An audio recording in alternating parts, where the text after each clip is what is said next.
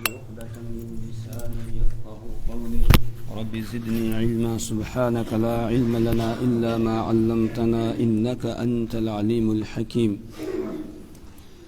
أعوذ بالله من الشيطان الرجيم بسم الله الرحمن الرحيم والفجر وليال عشر والشفع والوتر والليل إذا يسر هل في ذلك قسم لذي حجر ألم تر كيف فعل ربك بعاد إرم ذات العماد التي لم يخلق مثلها في البلاد وثمود الذين جابوا الصخر بالواد صدق اللہ العظیم۔ کل الحمدللہ ہماری سورۃ الغاشیہ مکمل ہوئی تھی۔ آج سورۃ الفجر سے درس کا آغاز کیا جا رہا ہے۔ سورۃ الفجر میں اللہ تبارک و تعالی نے ابتدائی حصے میں 5 قسمیں کھائیں اور قسمیں کھانے کے بعد پھر کچھ نافرمان قوموں کا تذکرہ کیا۔ اس کے بعد انسانوں کو اللہ تبارک و تعالی آزماتا ہے، آزمائش کرتا ہے، کبھی کسی کو کچھ دے کر، کبھی کسی سے کچھ لے کر، اس کو اللہ نے بیان فرمایا۔ اور سورت کا جو آخری حصہ ہے اس میں اللہ تبارک و تعالی نے قیامت کے دن انسانوں کی 2 قسمیں ہو جائیں گی، ایک کامیاب ہونے والے، ایک ناکام ہونے والے۔ تو دونوں کا اللہ تعالی نے تذکرہ فرمایا، کامیاب ہونے والے کون ہے اور ناکام ہونے والے کون ہیں، اس دن کون خوشی میں ہوگا اور کون غمی میں ہوگا، اس کو بیان کیا گیا۔ کون اس دن اپنے رب کا شکر ادا کرے گا، اس کو جو رب نے اعمال صالحہ کی توفیق عطا کی تھی اس پر، اور کون اس دن افسوس کرے گا، ہائے کاش میں نے بھی اپنی آگے والی زندگی کے لیے کچھ بھیجا ہوتا۔ وہاں افسوس کرتا رہے گا، لیکن وہاں کا افسوس کرنا اس کے کچھ بھی کام نہیں آئے گا۔ اس کو اللہ تعالی نے تفصیل کے ساتھ بیان کیا۔ ابتدا میں اللہ فرماتے ہیں والفجر ولیال عشر، قسم ہے فجر کی، والفجر قسم ہے فجر کی، رات کی تاریکی جا رہی ہے اور صبح کا اجالا آ رہا ہے، نمودار ہو رہا ہے۔ ولیال عشر، اور قسم ہے 10 راتوں کی۔ ان 10 راتوں سے کون سی 10 راتیں مراد ہے؟ مفسرین کہتے ہیں ذی الحجہ کی 10 راتیں، کہ جن ذی الحجہ کی 10 راتوں میں حاجی لوگ حج کے لیے احرام باندھتے ہیں اور حج کے اعمال اور افعال ادا کیے جاتے ہیں، ان راتوں میں وہ روشن راتیں ہوتی ہیں۔ اور خصوصاً اہل عرب کے لیے زمانہ جاہلیت میں بھی چونکہ وہ حج کیا کرتے تھے تو یہ روشن راتیں ہوتی تھیں، ان کی اللہ تعالیٰ قسم کھا رہے ہیں۔ اور ہمارے لیے بھی یہ راتیں بڑی بہت ہی اللہ تبارک و تعالیٰ نے ان راتوں کو اللہ تبارک و تعالیٰ نے بہت مرتبہ اور مقام عطا کیا ہے کہ ان راتوں میں عبادت کرنا ایسے ہے جیسے شب قدر میں عبادت کی ہو۔ شب قدر کے برابر عبادت کرنے کا اللہ تعالیٰ ثواب عطا فرماتے ہیں۔ ذی الحجہ کی جو 10 راتیں ہیں، یعنی پہلی ذی الحجہ سے لے کر 10ویں ذی الحجہ عید کے دن تک کی جو 10 راتیں ہیں، ان راتوں کی بڑی فضیلت آئی ہے۔ والشفع، تیسری قسم اللہ فرما رہے ہیں، اور قسم ہے جفت کی، یعنی اللہ کی ساری مخلوق کی، جتنی بھی اللہ کی مخلوق ہے ہر ایک مخلوق جفت ہے۔ ہر ایک مخلوق کو اللہ نے جوڑا جوڑا بنایا ہوا ہے، کوئی ایسی مخلوق نہیں ہے کوئی جس کا جوڑا نہ ہو، ہر ایک مخلوق کا جوڑا ہے۔ اگر جاندار مخلوق ہے اس میں نر اور مادہ ہے، اسی طریقے سے اور مخلوق ہے، مثلا آسمان ہے، اس کے مقابلے میں زمین ہے، آسمان کو بلندی عطا کی ہے، زمین کو پستی دی ہے۔ اگر گرمی ہے تو اس کے مقابلے میں سردی ہے، اگر سفید ہے تو اس کے مقابلے میں کالا ہے، اسی طریقے سے اگر بیماری ہے تو اس کے مقابلے میں صحت ہے۔ ہر ایک چیز کا اللہ تعالیٰ نے جوڑا بنایا ہے۔ تو والشفع، گویا اللہ کی جتنی مخلوق ہے ہر ایک مخلوق کی اللہ قسم کھا رہے ہیں۔ والوتر، اور وتر کا مطلب ہے طاق، اور طاق صرف ایک اللہ کی ذات ہے، اکیلی، وحدہ لا شریک لہ، اس کا کوئی شریک نہیں ہے، کوئی ساجی نہیں ہے، وہ اکیلا ہے۔ گویا اللہ اپنی بھی یہاں قسم کھا رہے ہیں۔ واللیل اذا یسر، اور قسم ہے رات کی، اذا یسر، جب وہ جانے لگے۔ قسم ہے رات کی جب وہ جانے لگے، یا قسم ہے رات کی جب وہ چلے۔ بعض حضرات نے اس کا ترجمہ جانے لگے یہ کیا، بعض نے اس کا ترجمہ کیا جب وہ چلے، یعنی رات چل رہی ہے تو آہستہ آہستہ ختم ہو جائے گی، اس کے بعد دن کا اجالا آئے گا۔ یہ 5 قسمیں اللہ تبارک و تعالیٰ نے یہاں پر کھائی ہے۔ اور پچھلی صورت کے ساتھ یہ مضمون ایسے جڑتا ہے، اس صورت کے آخر میں تھا ان الینا ایابہم، کہ بے شک تم ان سب کو لوٹ کر ہمارے پاس آنا ہے۔ ثم ان علینا حسابہم، پھر ان کا ہمارے ذمے حساب لینا ہے، ہم ان کا حساب لیں گے۔ تو جس طریقے سے رات کی تاریکی کے بعد دن کا اجالا آتا ہے، اسی طریقے سے اللہ تبارک و تعالیٰ اس دنیا کو ایک دن ختم کریں گے اور اس کے بعد قیامت قائم ہوگی، میدان محشر قائم ہوگا اور پھر اس میں حساب کتاب دینا ہوگا، سب کو اللہ کے دربار میں حاضر ہونا ہوگا۔ اسی طریقے سے جس طریقے سے رات کی تاریکی کے بعد دن کا اجالا آتا ہے، اسی طرح کفر کی تاریکی ہے، شرک کی تاریکی ہے اور گناہوں کی تاریکی ہے۔ یہ تاریکی کا جو دور ہے، یہ چونکہ مکی صورت ہے، جس وقت مسلمان بہت ہی زیادہ پستی میں اور بہت زیادہ مسلمان مظلومانہ زندگی بسر کر رہے ہیں اور چھپ کے رہ رہے ہیں مسلمانوں کے اوپر حالات بہت سخت ہیں۔ ان حالات میں اللہ تبارک و تعالیٰ کی طرف سے قسم کھا کے یہ بتایا جا رہا ہے کہ جس طریقے سے رات کی تاریکی چھٹ جاتی ہے، اس کے بعد دن کا اجالا آتا ہے، اسی طریقے سے اللہ کا بھیجا ہوا جو یہ دین ہے، ایک دن یہ دین خوب پھیلے گا اور اللہ تبارک و تعالیٰ اس کو کامل اور مکمل کر کے رہے گا۔ یریدون ان یطفئوا نور اللہ بافواہہم، یہ لوگ اپنی پھونکوں سے اللہ کے اس چراغ کو بجھانا چاہتے ہیں، یہ بجھنے والا نہیں ہے۔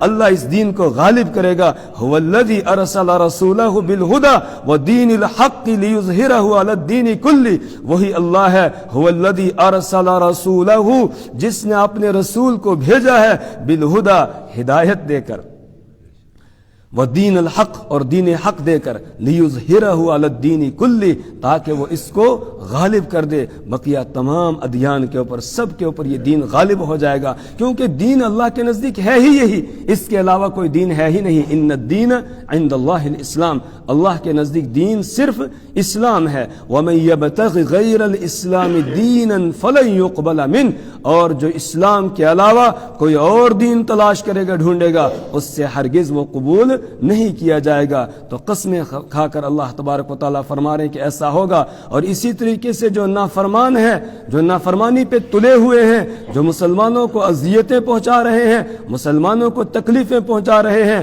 ان کو بھی یاد رکھنا چاہیے کہ لَتُعَذَّبُنَّ، وہ ضرور بضرور عذاب دیے جائیں گے، اللہ کی پکڑ ان پر آئے گی۔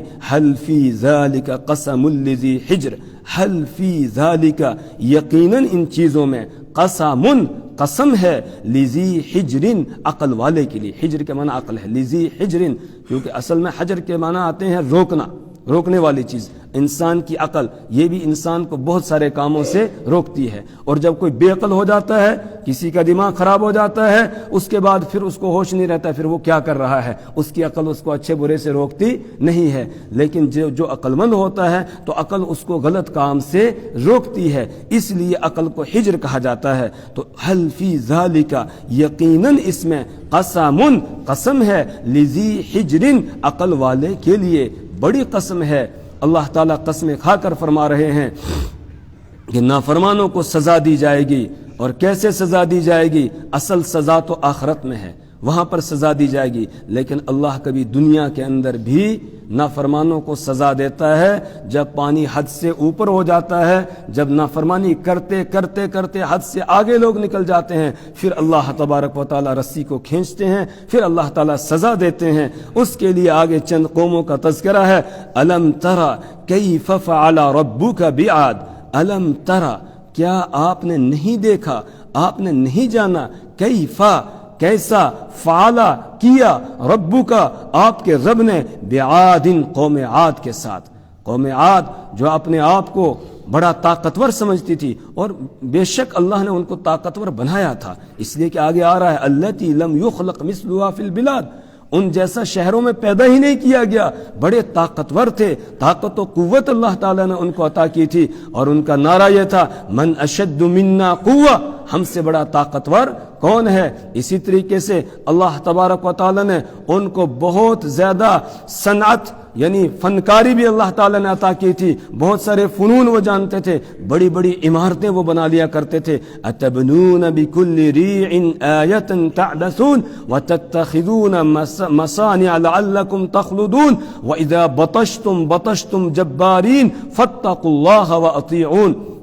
سورہ شعراء میں اللہ تعالیٰ نے بیان کیا ہے قوم عاد کے بارے میں کہ کذبت عاد المرسلین، کہ قوم عاد نے پیغمبروں کی تکذیب کی. اذ قال لهم اخوهم ہود الا تتقون انی لکم رسول امین فاتقوا اللہ واطیعون وما اسألکم علیہ من اجر ان اجری الا علی رب العالمین. اس وقت کو یاد کرو جب ان کے بھائی حضرت ہود علیہ السلام نے ان سے کہا کہ لوگو تم ڈرتے نہیں ہو اللہ سے ڈرو، پروردگار سے ڈرو، میری پیروی کرو، اور میں جو یہ دعوت دے رہا ہوں اس پر میں تم سے کوئی معاوضہ، کوئی اس پر تنخواہ تم سے میں طلب نہیں کرتا ہوں. اس کے بعد ان کو سمجھاتے ہوئے کہتے ہیں اتبنون بکل ریع آیۃ تعبثون، کہ تم کیا کرتے ہو، ہر اونچی جگہ دیکھتے ہو، کوئی پہاڑ کی چوٹی دیکھتے ہو، اس کے اوپر کوئی محل بنا لیتے ہو، تعمیر کرتے ہو، اور پھر عبث بیکار ویسے ہی عمارتیں بنا رہے ہیں.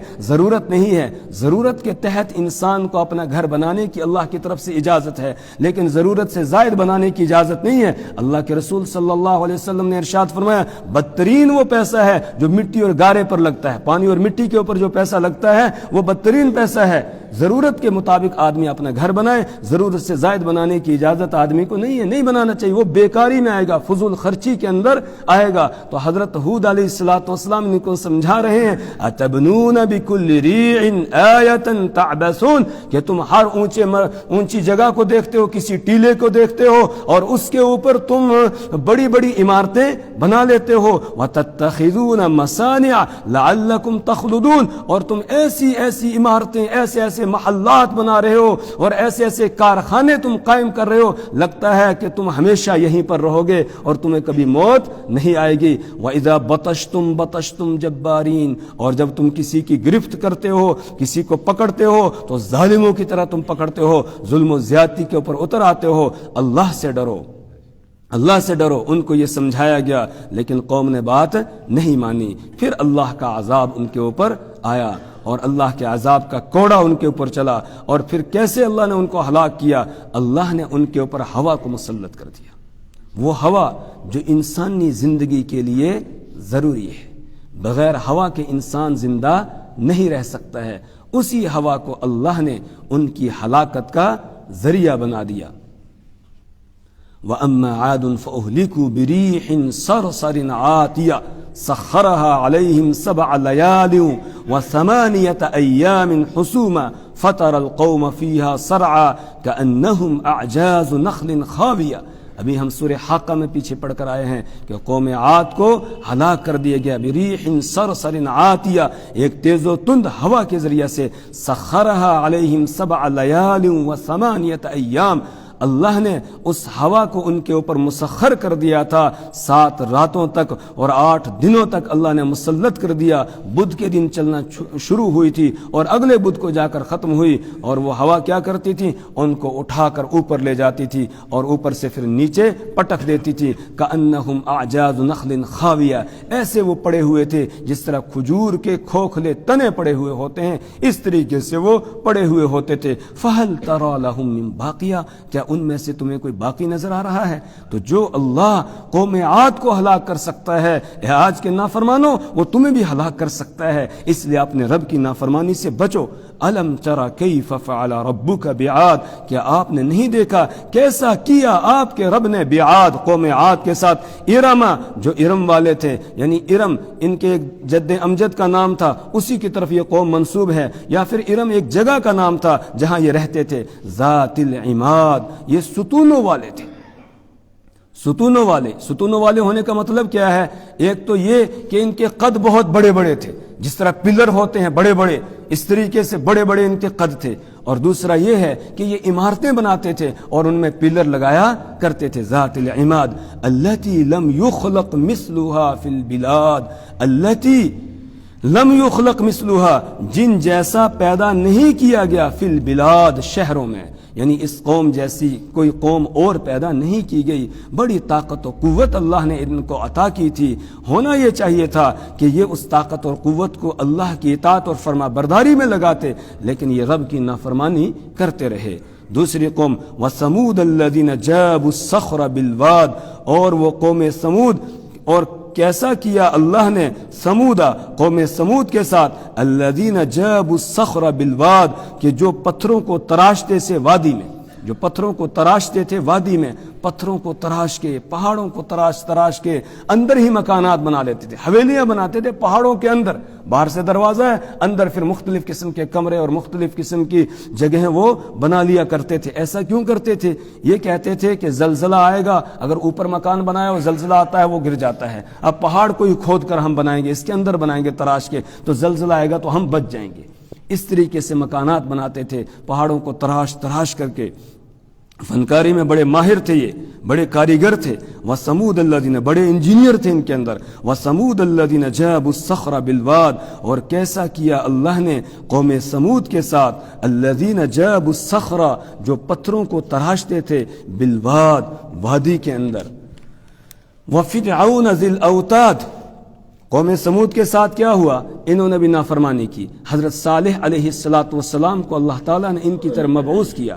صالح علیہ السلام نے ان کو سمجھایا اور لوگوں کو کہا، لوگو تم دنیا کے پیچھے ایسے پڑ گئے ہو جیسے تمہیں ہمیشہ یہی رہنے دیا جائے گا۔ اتترکون فیما ہاہنا آمنین فی جنات وعیون وزروع ونخل طلعها حظیم وتنحتون من الجبال بیوتا آمنین کہ کیا تمہیں یہی چھوڑ دیا جائے گا انہی باغات میں، ان چشموں کے اندر، ان کھیتیوں کے اندر اور ان محلات کے اندر جو تم تراش کے بنا رہے ہو، ہمیشہ تم کو یہی رہنے دیا جائے گا؟ نہیں، تمہیں یہاں سے جانا ہے، اس لیے آگے کی جو منزل ہے اس کی تیاری کرو۔ لوگوں نے نہیں مانا، کہا اس کا دماغ خراب ہو گیا جو اس طرح کی باتیں کہہ رہا ہے۔ ہاں کیا کرنا ہے؟ یہ ہم جن کی پوجا پاٹ کر رہے ہیں یہی تو ہمارے خدا ہیں، ہم ان کو چھوڑ کر ایک کی عبادت کریں؟ یہ کیسے ہو سکتا ہے؟ یہ کہہ رہا ہے کہ ایک کی عبادت کرو اور ان سب کو چھوڑ دو، یہ سارے مل کے ہماری ضرورتیں پوری نہیں کرتے ہیں، ایک کیسے ہماری ضرورت کو پورا کرے گا؟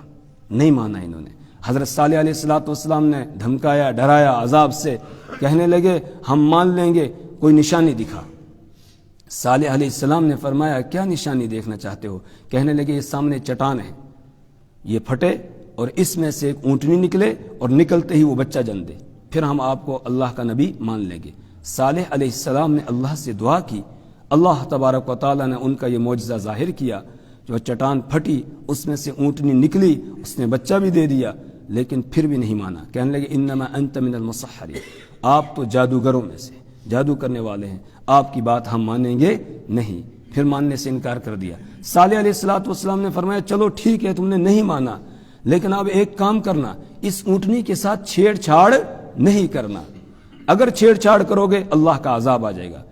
اور پھر وہ اونٹنی چونکہ عجیب و غریب قسم کی تھی، اللہ نے اس کو اپنی قدرت کاملہ سے پیدا کیا تھا، ہر چیز کو اللہ ہی پیدا کرتا ہے، لیکن جو ایک قانون ہے اس قانون سے ہٹ کر اس کو پتھر سے بنایا کہ پیدا کیا گیا تھا، اس لیے اس کا کھانا پینا جو تھا وہ دوسرے جانوروں سے الگ تھا۔ وہ جب پانی پینے کے لیے آتی تھی سارا پانی پی جاتی تھی، جب چرنے کے لیے جاتی تھی سارا چارہ کھا جاتی تھی۔ اس لیے اب باری مقرر کی گئی کہ قوم کے جو جانور ہیں وہ ایک دن گھاٹ پر پانی پینے کے لیے آئیں گے اور اونٹنی ایک دن آئے گی، اس دن جانور نہیں آئیں گے، جس دن جانور آئیں گے اس دن اونٹنی نہیں آئے گی۔ چراگاہ میں ایک دن اونٹنی چرے گی اور ایک دن ان کے جانور چریں گے۔ ایک وقت تک اسی طریقے سے سلسلہ چلتا رہا۔ جس دن اونٹنی پانی پینے کے لیے آتی تھی یہ سب برتن لے کر پہنچ جاتے، اس کا دودھ نکالتے اور دودھ پیتے تھے، اس سے نفع بھی اٹھا رہے ہیں، فائدہ اٹھا رہے ہیں۔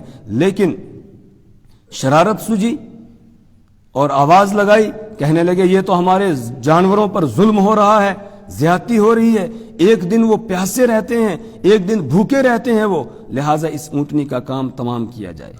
اس کے لیے آگے صورت میں آ رہا ہے کہ ایک بدبخت انسان وہ کھڑا ہوا، اذ انبعث اشقاہا، کہ ان کا جو بدبخت انسان تھا وہ کھڑا ہوا اور اس نے کھڑے ہونے کے بعد اس اونٹنی کے اوپر حملہ کیا اور اس کی کونچیں کاٹ دی، اس کو شہید کر دیا۔ پھر ان کے اوپر اللہ کا عذاب آ گیا، 3 دن کے بعد ان کو ہلاک کر دیا گیا۔ پہلے دن ان کے چہرے بگڑنا شروع ہو گئے، ان کے چہرے سرخ ہو گئے، پھر پیلے ہو گئے، پھر اس کے بعد کالے ہو گئے، اور اس کے بعد پھر اللہ نے ان کے اوپر ایک چیخ کا عذاب مسلط کیا، فرشتے نے زوردار آواز لگائی، اس کے نتیجے میں ان کے دل ان کے سینوں کے اندر ہی پھٹ گئے، اور اس کے بعد زمین پر اوندے منہ گرے ہوئے تھے اور زمین پہ زلزلہ بھی برپا ہو گیا۔ اس طرح ان کو اللہ نے ہلاک کیا۔ وَفِرْعَوْنَ ذِي الْأَوْتَادِ اور فرعون کو جو میخوں والا تھا، میخوں والا ہونے کا مطلب کیا ہے؟ مفسرین کہتے ہیں میخوں والے ہونے کا ایک مطلب یہ ہے کہ وہ خیمے لگایا کرتا تھا اور ان خیموں کے جو وہ ڈنڈے ہوتے تھے وہ سونے کے ہوتے تھے، اس طرح کے بنے ہوئے ہوتے تھے، اس لیے اس کو ذی الاوتاد کہا گیا۔ دوسری تفسیر یہ ہے کہ یہ بڑا ظالم اور جابر قسم کا انسان تھا، یہ اپنے مخالفین کو سزا دیتا تھا تو تختے کے اوپر لٹا کر اور اس کے جسم پر میخیں کیل لگا دیے کرتے جاتے تھے، اس کے بعد پھر وہ تڑپ تڑپ کے اسی طریقے سے جان دے دیتا تھا، اس لیے اس کو ذی الاوتاد میخوں والا قرار دیا گیا۔ اور آپ نے نہیں دیکھا پھر وَفِرْعَوْنَ ذِي الْأَوْتَادِ كَيْفَ فَعَلَ رَبُّكَ بِفِرْعَوْنَ ذِي الْأَوْتَادِ، آپ کے رب نے میخوں والے فرعون کے ساتھ کیا کیا، اس کو کیسے سزا دی۔ یہ کہتا تھا، اپنی قوم کو بیوقوف بناتا تھا، کہتا تھا انا ربکم الاعلی، میں تمہارا سب سے بڑا رب ہوں، یہ کہتا تھا، سب سے بلند رب ہوں، اور کہتا تھا یہ جو نہریں بہتی ہیں یہ میرے ماتحت بہتی ہیں، یہ ساری زمین جو ہے یہ میرے ماتحت ہے، جیسے میں چاہتا ہوں ویسے ہوتا ہے، اس طرح کا یہ دعویٰ کرتا تھا۔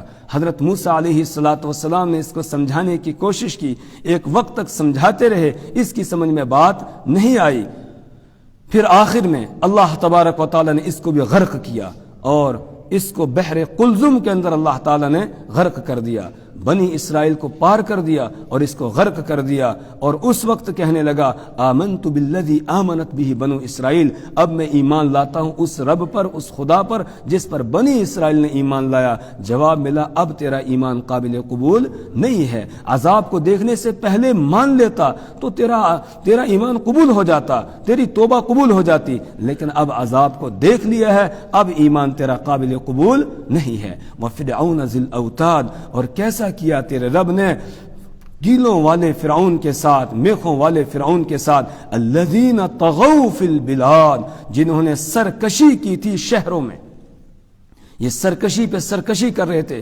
شہروں میں تباہی مچا رہے تھے، ظلم اور زیادتی کر رہے تھے، اللہ کی نافرمانی کر رہے تھے، فَأَكْثَرُوا فِيهَا الْفَسَادَ، تو انہوں نے بڑھا دیا تھا فیہا شہروں میں الفساد، فساد کو، یہ فساد ہی کو برپا کر رہے تھے۔ نبی آتا تھا، آ کر ان کو سمجھاتا، لیکن یہ نہیں مانتے تھے۔ جتنی یہ نافرمانی قومیں تھیں انہوں نے شہروں میں سرکشی کی اور اسی طریقے سے فساد کو بڑھاوا دیا۔ پھر کیا ہوا؟ فصب علیہم ربک صوت عذاب، فصب علیہم ربک، تو پھر تیرے رب نے ڈالا، فصب ڈال دیا، علیہم ان پر، ربک تیرے رب نے، صوت عذاب، عذاب کا کوڑا، عذاب کا کوڑا اللہ نے ان کے اوپر پھر ڈالا۔ فَكُلًّا أَخَذْنَا بِذَنبِهِ فَمِنْهُمْ مَنْ أَرْسَلْنَا عَلَيْهِ حَاصِبًا وَمِنْهُمْ مَنْ أَخَذَتْهُ الصَّيْحَةُ وَمِنْهُمْ مَنْ خَسَفْنَا بِهِ الْأَرْضَ وَمِنْهُمْ مَنْ أَغْرَقْنَا وَمَا كَانَ اللَّهُ لِيَظْلِمَهُمْ وَلَكِنْ كَانُوا أَنفُسَهُمْ يَظْلِمُونَ۔ اللہ نے بیان فرمایا کہ فَكُلًّا أَخَذْنَا بِذَنبِهِ، کہ پھر ہم نے ان میں سے ہر ایک کو پکڑا، فَكُلًّا أَخَذْنَا بِذَنبِهِ فَمِنْهُمْ مَنْ أَرْسَلْنَا عَلَيْهِ حَاصِبًا، بعض وہ تھے جن کے اوپر ہم نے پتھروں کی بارش برسائی، وہ کون تھی؟ قوم لوط، حضرت لوط علیہ السلام کی قوم، ان کے اوپر پتھروں کی بارش برسائے گی۔ وَمِنْهُمْ مَنْ أَرْسَلْنَا عَلَيْهِ الصَّيْحَةَ، اور بعض وہ تھے جن کے اوپر ہم نے چیخ کا عذاب بھیج دیا، وہ تھی یہ کون؟ قوم سمود، ان کے اوپر چیخ کا عذاب بھیجا۔ اور وَمِنْهُمْ مَنْ خَسَفْنَا بِهِ الْأَرْضَ، اور کچھ ایسے تھے جن کو ہم نے زمین میں دھسا دیا، وہ کون تھا؟ قارون، جو موسیٰ علیہ السلام کے مقابلے میں آیا تھا۔ اور وَمِنْهُمْ مَنْ أَغْرَقْنَا، اور بعض وہ تھے جن کو ہم نے پانی میں غرق کر دیا، وہ ہے قوم نوح علیہ السلام کی قوم کو بھی غرق کیا، اور فرعون یہ بھی غرق ہوا۔ وَمَا كَانَ اللَّهُ لِيَظْلِمَهُمْ، اللہ نے ان کے اوپر کوئی زیادتی نہیں کی، وَلَكِنْ كَانُوا أَنفُسَهُمْ يَظْلِمُونَ، وہ خود اپنی جانوں پر ظلم کر رہے تھے اللہ کی نافرمانی کر کے۔ اس کے بعد اللہ فرماتے ہیں کہ اللہ کو غافل نہ سمجھنا، إِنَّ رَبَّكَ لَبِالْمِرْصَادِ، بے شک آپ کا رب گھات میں لگا ہوا ہے، وہ دیکھ رہا ہے، ہر ایک کو دیکھ رہا ہے، کوئی اس کی نظر سے غائب نہیں ہو سکتا ہے، کوئی چھپ نہیں سکتا ہے، وہ ہر ایک کو دیکھ رہا ہے۔ وَلَا تَحْسَبَنَّ اللَّهَ غَافِلًا عَمَّا يَعْمَلُ الظَّالِمُونَ، وَلَا تَحْسَبَنَّ اللَّهَ غَافِلًا عَمَّا يَعْمَلُ الظَّالِمُونَ، تم ہرگز اللہ کو غافل نہ سمجھو ظالموں کے کرتوتوں سے، ظالم جو کر رہے ہیں اس سے اللہ کو غافل نہ سمجھو، اللہ دیکھ رہا ہے۔ اللہ تعالیٰ ڈھیل دیتا ہے کچھ دیر کے لیے انسان کو سدھرنے کی، سنبھلنے کی، اگر سدھر جاتا ہے، سنبھل جاتا ہے ٹھیک ہے، نہیں تو پھر اللہ تبارک و تعالیٰ پکڑ فرماتے ہیں کبھی دنیا میں، اور اصل پکڑ ہے آخرت کی، وہاں پر اللہ تعالیٰ پکڑ کرے گا۔ ان ربک لبالمرصاد، بے شک تیرا رب گھات میں لگا ہوا ہے۔ یہ مجھے اور آپ کو بھی کہا جا رہا ہے کہ ہر آن اپنے پروردگار کی اطاعت اور فرما برداری میں رہو، اس کی نافرمانی سے بچو۔ کیوں؟ اس لیے کہ وہ گھات میں لگا ہوا ہے، وہ دیکھ رہا ہے، تمہارا کوئی عمل اس سے پوشیدہ نہیں ہے، مخفی نہیں ہے، چھپا ہوا نہیں ہے۔ اس کے بعد انسان کی حالت کو بیان کیا گیا کہ فَأَمَّا الْإِنسَانُ إِذَا مَبْتَلَاهُ رَبُّهُ، فَأَمَّا الْإِنسان، رہا انسان، إِذَا مَبْتَلَاهُ، جب آزمائش کرتا ہے اس کی، ربُّهُ، اس کا رب، فَأَكْرَمَهُ، پھر وہ اس کو عزت دیتا ہے، وَنَعَمَهُ، اور اس کو نعمتیں دیتا ہے، فَيَقُولُ، تو انسان کہتا ہے ربی، میرے پروردگار نے اکرمنی، میرا اکرام کیا، مجھے عزت دی، میرے رب نے مجھے عزت دی۔ کیا مطلب؟ اللہ فرما رہی انسان کی یہ حالت ہے کہ جب اس کو مال و دولت حاصل ہوتا ہے، کوئی عزت اس کو ملتی ہے، تو وہ خوش ہو جاتا ہے، اترانے لگتا ہے، اور اس کے بعد سمجھتا ہے کہ میں اللہ کے نزدیک بڑا معزز ہوں، میں اللہ کا محبوب ہوں، اسی لیے مجھے مال و دولت دیا گیا ہے، اسی لیے مجھے مال ملا ہے۔ اور جب کبھی اللہ کی طرف سے امتحان آتا ہے، تنگی کے دن آ جاتے ہیں، پریشانی کے دن آتے ہیں، تو اس وقت کہتا ہے اب تو میرے رب نے میری توہین کر دی۔ گویا دنیا کے مال و دولت اور دنیا کی عزت کو وہ سمجھتا ہے اللہ کے یہاں معزز اور مکرم ہونے کا ذریعہ، اور اس کی علامت سمجھتا ہے کہ اگر دنیا میں کسی کے پاس مال و دولت ہے، دنیا کے پاس کوٹھی بنگلے ہیں، گاڑیاں ہیں، دنیا کی چیزیں ہیں، تو وہ یہ سمجھنے لگتا ہے شاید میں اللہ کے نزدیک محبوب ہوں، اسی لیے مجھے یہ ملا ہے۔ اور اگر دیکھتا ہے کسی کے پاس کچھ نہیں ہے تو سمجھتا ہے اس سے خدا ناراض ہے، اس سے ناراض سمجھتا ہے، حالانکہ دنیا کا مال و دولت یہ اللہ کے محبوب اور مبغوض ہونے کی علامت نہیں ہے۔ دنیا کا مال و دولت کسی کے پاس ہو یہ اللہ کے محبوب ہونے کی علامت نہیں، اور کسی کے پاس نہ ہو تو یہ اللہ کا مبغوض ہونے کی علامت نہیں ہے۔ محبوب کون ہے اللہ کے یہاں؟ معزز کون ہے؟ مکرم کون ہے؟ مال و دولت کے ساتھ اس کا کوئی تعلق نہیں ہے، اس کا تعلق ہے اعمال کے ساتھ، مال کے ساتھ نہیں بلکہ کس کے ساتھ؟ اعمال کے ساتھ اس کا تعلق ہے۔ ان اکرمکم عند اللہ اتقاکم، تم میں سب سے زیادہ معزز اور مکرم اللہ کے نزدیک کون ہے؟ اتقاکم، جو تم میں سب سے زیادہ اللہ سے ڈرنے والا ہو۔ اگر مال و دولت کا ہونا یہ اللہ کے محبوب ہونے کی علامت ہوتی تو پھر فرعون اللہ کا محبوب ہوتا، پھر ابو جہل محبوب ہوتا، پھر قارون محبوب ہوتا، پھر شداد محبوب ہوتا، پھر اور بڑے بڑے نافرمان جو ہے، بڑے بڑے ولید ابن مغیرہ جس کے باغات ہی باغات تھے اور جس کی کروڑوں کی جو ہے مالیت تھی، سالانہ آمدنی تھی، تو وہ اللہ کا محبوب ہوتا، لیکن نہیں۔ اور اگر مال و دولت کا نہ ہونا اللہ کے یہاں مبغوض ہونے کی اور اللہ کے ناپسندیدہ ہونے کی علامت ہوتی تو پھر رسول پاک صلی اللہ علیہ وسلم کے پاس تو کچھ نہیں تھا۔ آپ کے گھر میں تو کئی مہینے گزر جاتے ہیں، آگ جلانے کی نوبت نہیں آتی ہے۔ آگ تو تب جلائی جاتی ہے کہ جب کچھ پکانے کے لیے ہو۔ حضرت عائشہ رضی اللہ تعالیٰ عنہ فرماتی ہیں کہ کچھ ہوتا نہیں تھا، خالی کھجور اور پانی پر ہم گزارا کرتے تھے، کھجور کھا لی، اوپر سے پانی پی لیا، بس یہ غذا ہوتی تھی۔ کئی مہینے گزر جاتے ہیں، آگ جلانے کی نوبت ہی پیش نہیں آتی تھی۔ اس طرح کی زندگی رسول پاک صلی اللہ علیہ وسلم بسر کی۔ پھر تو موسیٰ علیہ السلام وہ کیسی زندگی، غربت والی، فقیری والی زندگی بسر کر کے گئے۔ اسی طریقے سے اور اللہ کے نیک بندے، محبوب بندے غربت اور فقر والی زندگی بسر کر کے گئے۔ اس امت کے اندر دوسرا نمبر ہے سیدنا فاروق اعظم رضی اللہ تعالیٰ عنہ کا۔ آخری وقت ہے جس وقت زخم لگ گیا، ابو لولو مجوسی نے حملہ کیا فجر کی نماز کے دوران، اور زخمی حالت میں ہے، اپنے بیٹے کو بلایا اور بلانے کے بعد بتایا کہ ذرا حساب کرو میرے ذمہ قرضہ کتنا ہے، میرے ذمہ قرضہ کتنا ہے، اس کا حساب کرو۔ اور حکومت کتنے علاقے پر ہے؟ حضرت مفتی تقی عثمانی صاحب دامت برکاتہم عالی انہوں نے لکھا ہے کہ جس علاقے پر اکیلے حضرت فاروق اعظم رضی اللہ تعالیٰ عنہ کی حکومت تھی، آج اس علاقے میں 15 ممالک بس رہے۔ ان 15 ممالک کے امیر المؤمنین ہیں، خلیفہ ہیں حضرت فاروق اعظم رضی اللہ تعالیٰ عنہ، لیکن دنیا سے جا رہے ہیں، بیٹے کو کہہ رہے ہیں ذرا حساب لگاؤ کہ میرے ذمہ قرضہ کتنا ہے، اس کی فکر لگی ہوئی ہے۔ حالانکہ زندگی بھر اللہ کی اطاعت اور فرما برداری میں رہے، اور کتنا کام اللہ نے اپنے دین کا ان سے لیا، کتنا پھیلایا۔ رسول پاک صلی اللہ علیہ وسلم نے فرمایا میں نے خواب دیکھا، میں خواب میں ایک کنویں پر ہوں اور وہاں سے میں پانی نکال کے ڈال رہا ہوں، اور جب تک اللہ نہ چاہا میں پانی دیتا رہا، نکالتا رہا۔ اس کے بعد سیدنا ابو بکر آئے، انہوں نے 1 یا 2 ڈول نکالے۔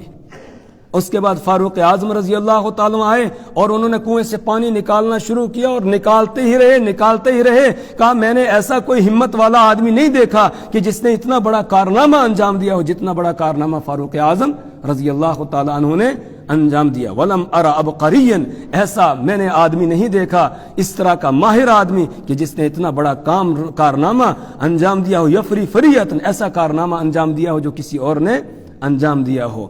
مطلب کیا تھا اس کا؟ کہ اللہ ان کے ذریعہ سے اپنے دین کو پھیلائے گا، اور دین بہت علاقوں تک پھیل جائے گا۔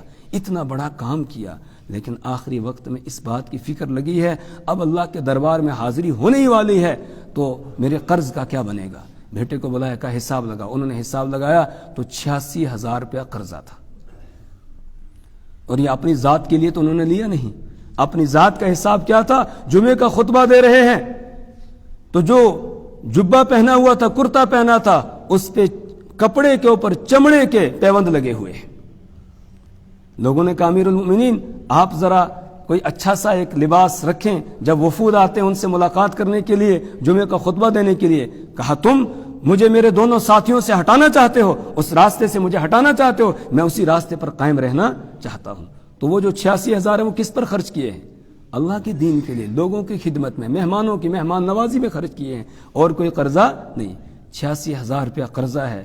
بیٹے سے کہا کہ دیکھ لینا جو ہمارے گھر کی چیزیں ہیں ان کو دے کر اگر یہ قرضہ پورا ادا ہو جائے تو اس کو ادا کرنا، اگر ایسا نہ ہوا تو پھر جو ہمارا قبیلہ ہے بنو عدی ان سے کہنا، اگر اس سے بھی پورا نہ ہو پھر قریش سے چندہ کر لینا اور میرا قرضہ ادا کرنا۔ یہ ہے فاروق اعظم رضی اللہ تعالیٰ عنہ، جن کا اس پوری امت میں دوسرے نمبر پر نمبر ہے۔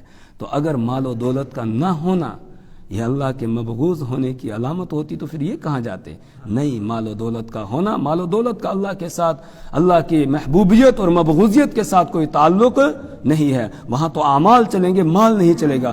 ہاں کسی کو نیک عمل کی توفیق ہو جائے، وہ یہ سمجھے کہ شاید اللہ کے یہاں کچھ نہ کچھ جو ہے اللہ کے ساتھ میرا تعلق ہے، اس لیے پروردگار نے اپنے گھر میں آنے کی مجھے توفیق عطا کی ہے۔ کسی کو مسجد میں آنے کی توفیق ہو جائے، اللہ کے سامنے جھکنے کی توفیق ہو جائے، اللہ تعالیٰ کے لیے کوئی اور نیک عمل کرنے کی توفیق ہو جائے، تو وہ یہ سمجھے کہ ہاں پروردگار کے ساتھ کچھ تعلق ہے، اس رب کی مہربانی ہے، اس نے مجھے یہاں پر پہنچایا، اس کا اس پر شکر ادا کرے۔ اعمال کی توفیق ہو جائے، مال کے ملنا نہیں۔ اگر اعمال کے ساتھ مال بھی مل جائے تو یہ بھی اس کی مہربانی ہے اللہ تبارک و تعالیٰ کی، لیکن حلال اور جائز راستوں سے مل رہا ہو تب، اور حلال اور جائز طریقوں سے استعمال ہو رہا ہو تب، ورنہ تو پھر یہ وبال ہی وبال ہوگا، اور قیامت کے دن جواب دینا مشکل ہو جائے گا۔